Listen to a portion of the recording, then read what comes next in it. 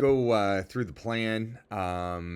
First thing I want to do is go through each day at the beginning. I know we went through some stuff, and I want to make sure that we understand all the particulars about the program. This is really focused on a 360 approach. It involves, some of the pitching drills. This one is going to have non-throwing that are really focused on direction and also on producing hip related force. So this gives us a way better line to the plate. But every single day at the beginning is going to start with a recovery day, okay? And the recovery day, we have to be able to utilize it to reset tissue.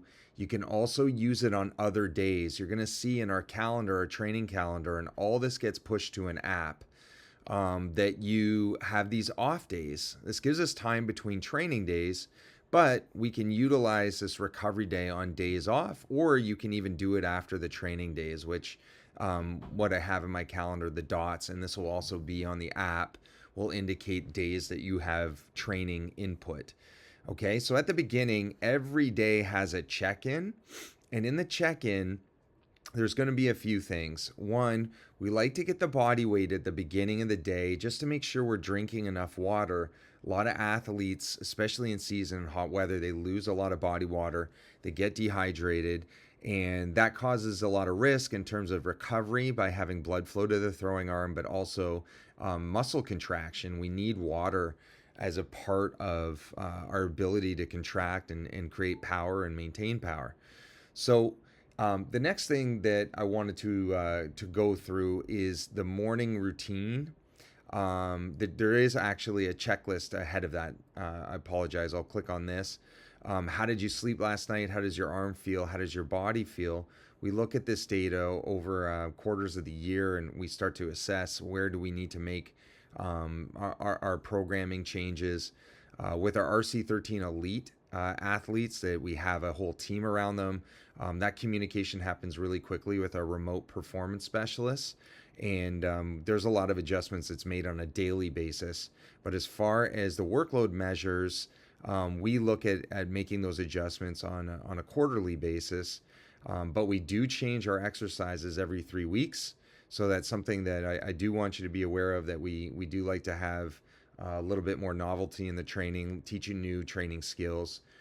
But this part is important. So if your scores are low on these, we recommend, we're instructing you to drop a set on all exercises.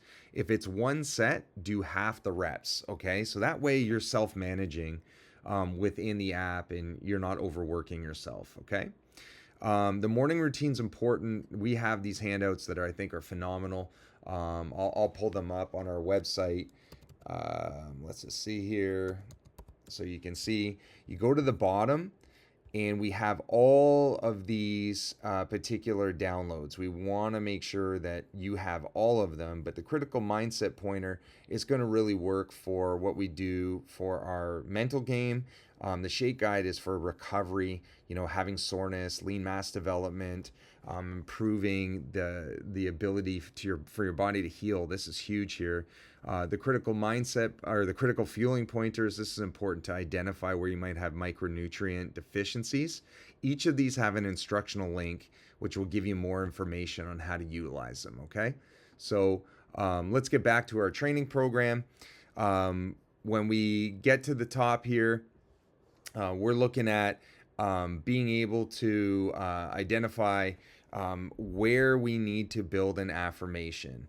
Okay, we have to be able to do something that provides us confidence. And I think one of the things is talking to ourselves. I have players that say, I am that guy. I have other players that, say, like, stay present.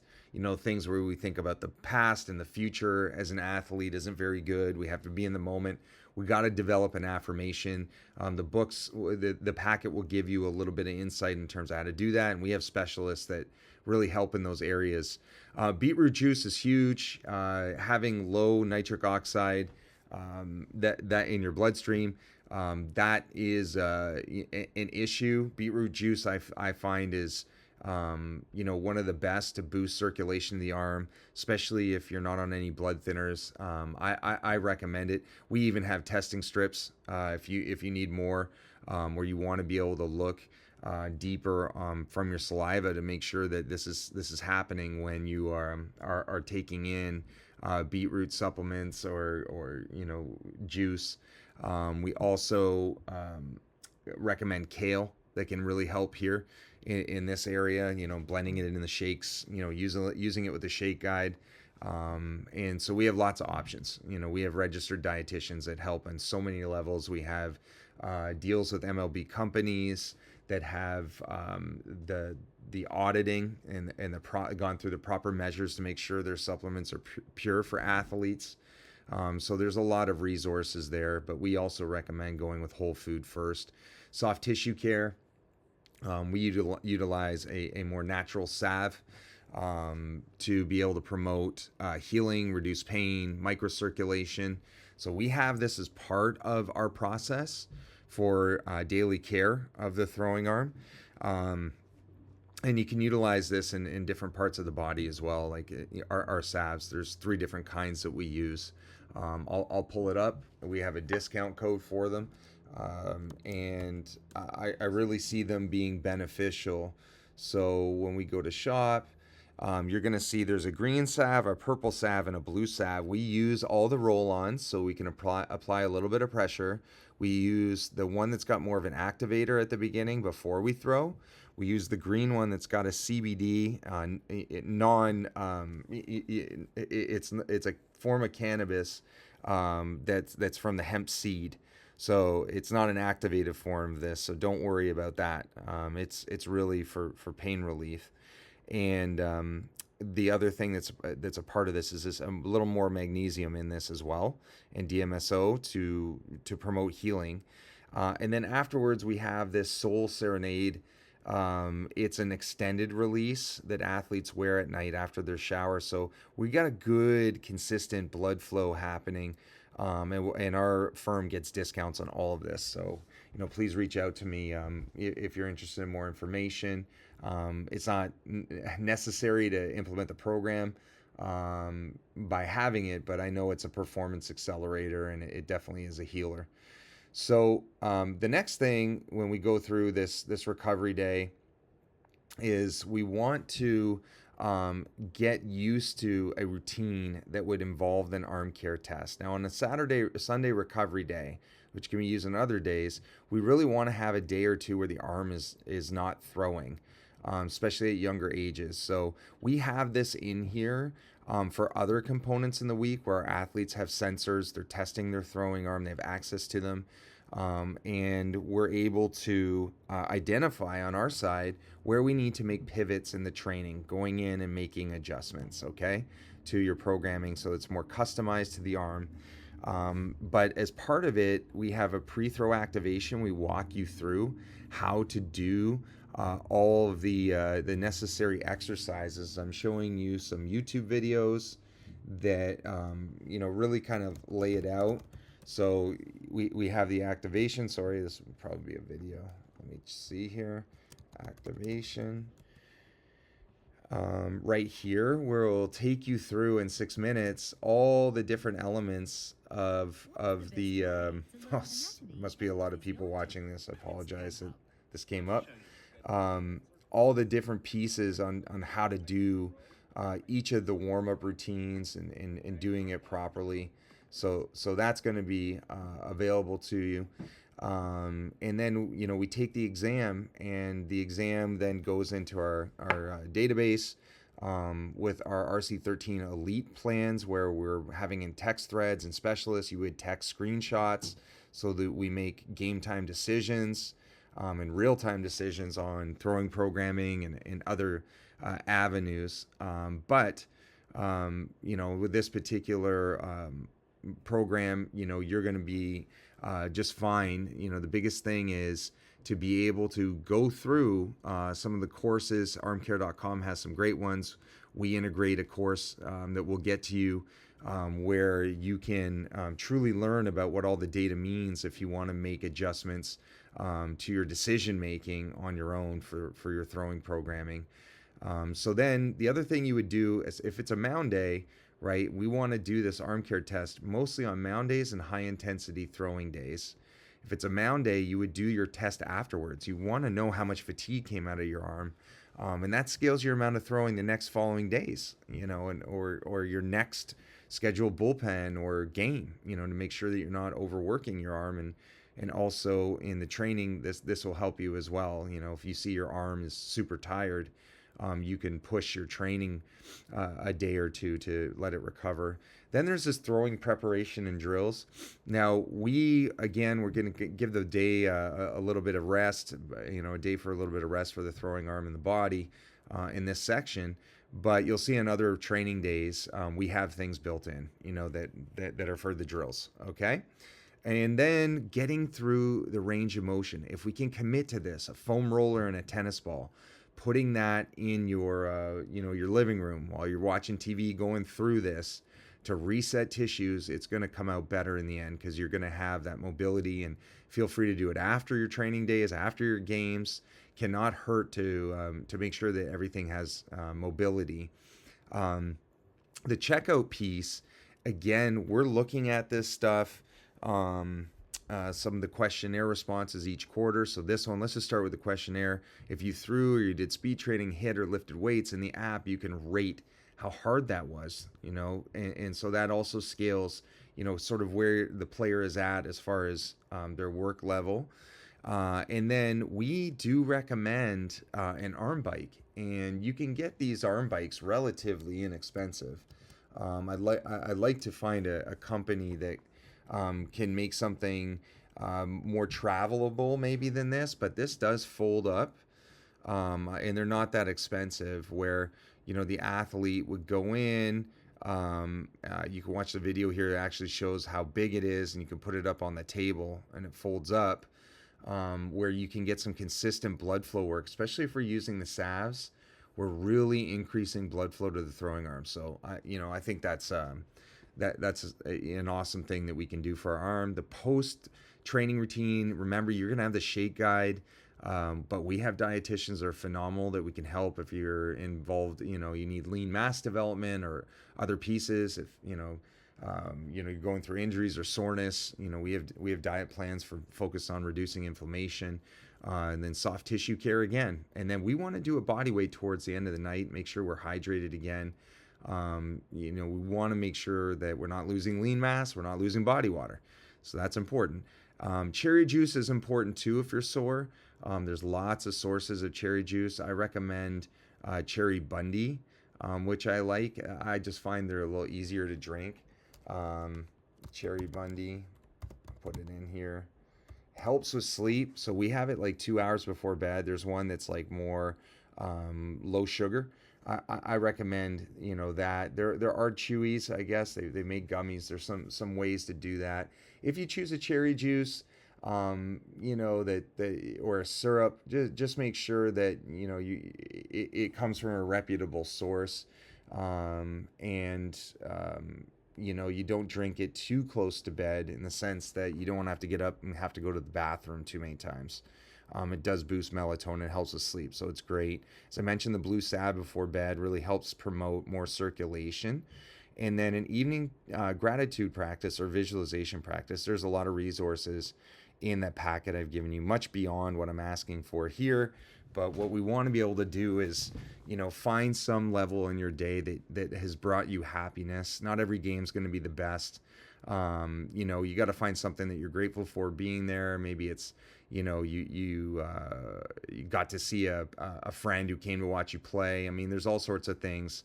Whether you go for 4 or, you lose a game on the mound, you have to be able to come up with something you're grateful for. And on the same token, visualization practice, being able to take that moment and reframe your mind in terms of how you see it happening again. Whether, I like the perspective of looking at from the television feed, if it was like watching you on TV, or you're a parent in the crowd looking at you for catcher's perspective. or even through your own eyes, visualizing a better result is important. Okay, so these are common with our approaches. So that's important there too. Okay, um, let's go on. So we have this one taken care of. Now what we want to do is we're going to day one training. Okay. Okay, now we're going to get into the first training day, okay? And these things can be put in different days. Like if you had to move it, you got some room because you got some days off to shift it. Um, if you're really in a tight bind, I would, really recommend doing at least one of these training days, either day one or day two in the week. But optimal is maintaining two of these training sessions. In season, it can be really hard to train. So getting these in would be great. If you have to split up some of the programming, another option could be doing the lift one day, doing the speed session the next, especially if you had like a block of days where you had Tuesday, Wednesday, and Thursday. There's nothing really going on. So you would go Tuesday, you'd have your lift, you'd take the speed section, do it on Wednesday.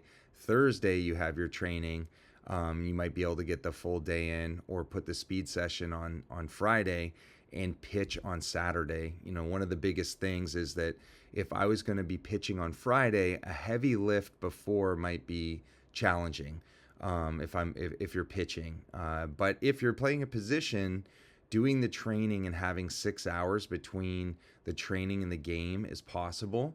But ideally, being able to train after games, would be really beneficial. So what we have in the title, when you look in the app, you click on the section header, day one training. We're trying to have this happen post high intensity throwing gamer bullpen days. Okay, if we have them, and giving a little bit of space for recovery would be ideal. The top parts of this are very much the same. Now we're looking at going into the throwing program. Okay, throwing program and drills. There's some rotational rowing and pressing. All of these are video integrated. Here are the non-throwing, hip-directed drills, being able to make sure that we're generating energy in our drive, and that it's not really coming from the knee, but we're using our hip to create the right line to the plate and to be able to sequence better. Okay, so these are the throwing drills, the T's, and they'll be in there with videos. Having the arm care sensor, if we had a bullpen on this day, doing an arm care test before it, going through your pre-prep routine, throwing your bullpen, then taking your post-exam after would be, ideal, so you can see how much fatigue is happening in your training. Probably to start not having these drills before games, just so you get used to them. And then when they become part of your routine, this might be something that you say, okay, I want to have this as part of my prep. Going forward. So that's a possibility. And we would love, for our athletes to take their arm care test prior to games and after games when they're on the mound. But if you feel like you might be too fatigable by doing that, you could do your arm care test. If I was a Saturday start, you could do your arm care fresh exam on Friday, which would be your second fresh exam in the week after a bullpen day. And you could do your post exam after the game, okay, on Saturday. So you can see, having two fresh exams and two fatigue assessments. So we do recommend the technology and the training to be able to do that, okay, so that you can customize this a little bit more and modify more. But going back into this program, this day one, there are bat flows. So as a two-way player, using some of these pre-prep drills to get the body prepared to hit are really important. Going downward, the training happening after throwing and hitting. What we're looking at here is exercises to stabilize your elbow. The custom block, we always want to train our throwing arm first, then our glove arm. So we're always going to start with our throwing arm first and our glove arm. So this is the arm care portion right here. There's a strength and coordination section where we're using the ground and we're transferring energy all the way through the throwing arm. We're coordinating, and a lot of our training is based on improving movement mechanics. There's a speed and agility section. This 6 minute activation is something that can be learned, that will work, prior to the bullpens, prior to games when you don't have a lot of time. Obviously, we have extended activation that we've done, and that might be something that doing in between the days, until these would be things that you can integrate. But we want to make sure that we have a good activation process. When it comes to the speed training, make sure that you're in a safe environment. It's flat, no potholes, no sprinklers. You're using cleats. Sometimes the outfield is bumpy, so consider using the infield where you can really see what's going on in there and look for any kind of holes. I map out my area with cones. I think that's really important to do, so where things are. If you go onto our Instagram page, I'll just get you there. If you go down, there'll be one where we have avoid speed training hazards. Okay, I talk a lot about that here, where you can go in and definitely make sure that you are making your environment safe. Okay, that's important. There's also a pre-lift routine, and then we have our total body lift. We've kept this very low to start so that you don't get overwhelmed. You're able to get through the training. Okay, and at the end we have some more focused arm care work for just stabilization. And at the end of this training day, you would have something that we call perturbations. These are vibrational training that really increases lactic acid to your arm. It helps it heal. And then there's range of motion at the end. Okay, and then the end points that we talked about to finish the day. As I mentioned, if you wanted to move the speed section to keep the program a little bit quicker and move it on alternate days, that is totally fine. Okay. Ideally, great to do after training, or a day or after throwing, or a day where there's no games or no practices. So there's some opportunity there. When we go to this second day of training, it's the same thing at the top. We talk about the drills that we've had here already that we put in. There's new exercises here for the throwing arm. There's new speed and agility programming, generally on the Thursday because it's closer to the game weeks. You were looking at end of the week tournaments. The speed and agility section is rather short. We just want to touch on it, and the warm up has some of it as well in the 6 minute activation. So you are getting a good dose of being active. Getting the bands ready to get your arm prepped, up here with the arm care pre-throw activation. So we have all of that.